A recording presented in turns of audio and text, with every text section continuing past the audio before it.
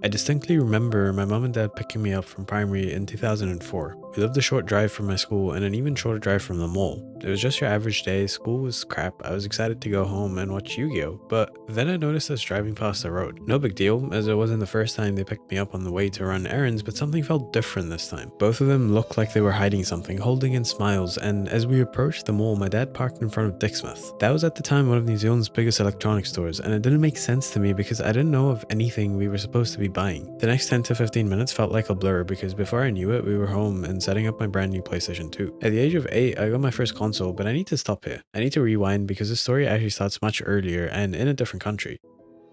I was born in Pakistan in 1996 and very early on was surrounded by computers and tech. I grew up watching my dad play Solitaire, but also my siblings play the Commandos series. It's here that I really fell in love with gaming because I just wanted to be good at Commandos. I saw it as a difficult game and no matter how hard I tried, I couldn't even do the first mission. I would find myself replaying the training missions over and over again, but that was so much fun. I still remember that feeling because to this day when I boot up Commandos and play the training missions, I get that same feeling. I attribute my love and my passion for video games to Commandos. It holds such a special place in my heart, but if that is true, then what's up with the title of this video?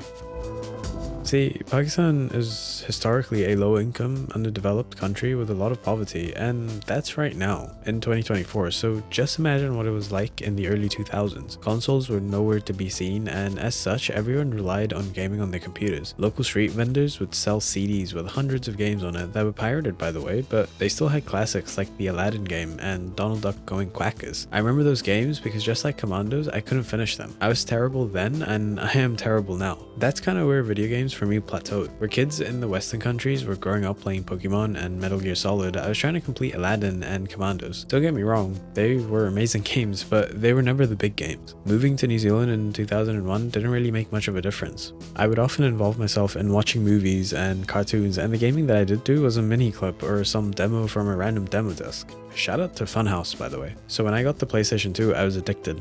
Every Tuesday we would go to our local video store and rent games. I played Spider-Man, I played Need for Speed, I played God of War, I played all the classics that came out on that console. I still remember when NFS Carbon launched, I was gifted not only the game but a steering wheel set and I played it for 10 hours on that day.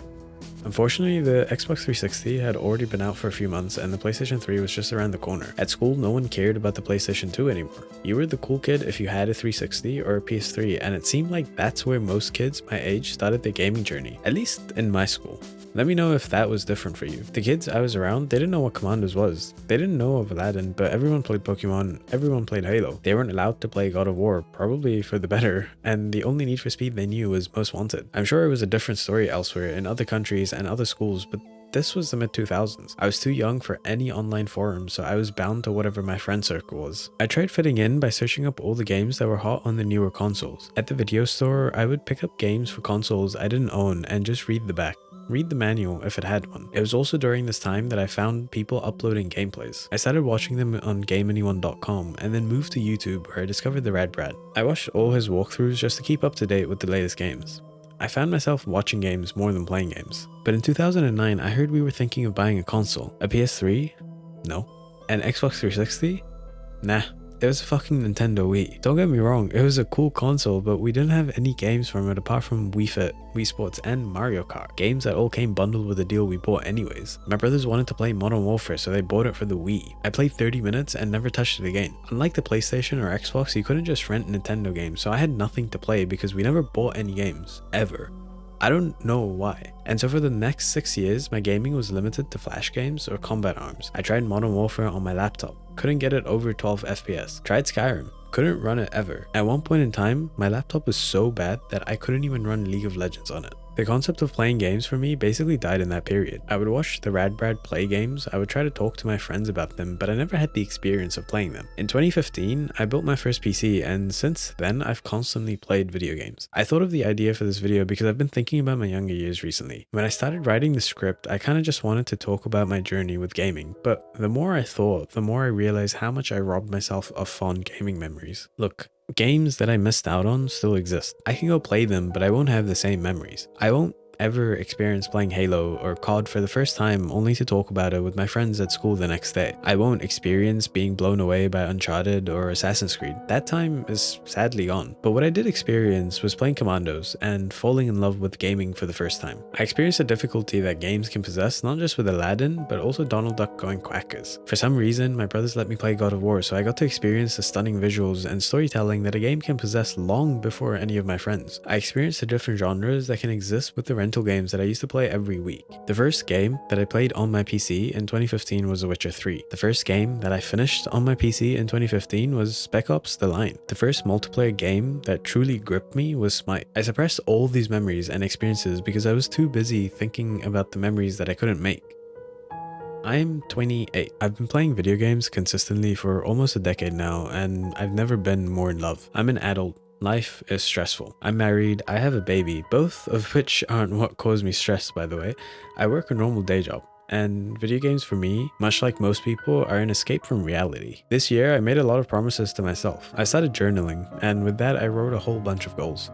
One of those goals was just to play video games more, immerse myself more, and just enjoy the game for what it is. Not every game has to be the best game I've ever played. I don't have to talk to my friends about every game I play. Video games are a unique medium in which you can experience it in many different ways. That's what leads to creation of fond memories. That's what sticks with you for the rest of your life. I mentioned that I never had the experience of playing Pokemon and Call of Duty or having the latest consoles just to talk to friends, and while that does suck, who's to say I would have enjoyed it? My experiences have led me to where I am today, and sadly, while most of my friends don't play video games anymore, I can safely say that I'm enjoying them more than I've ever enjoyed them.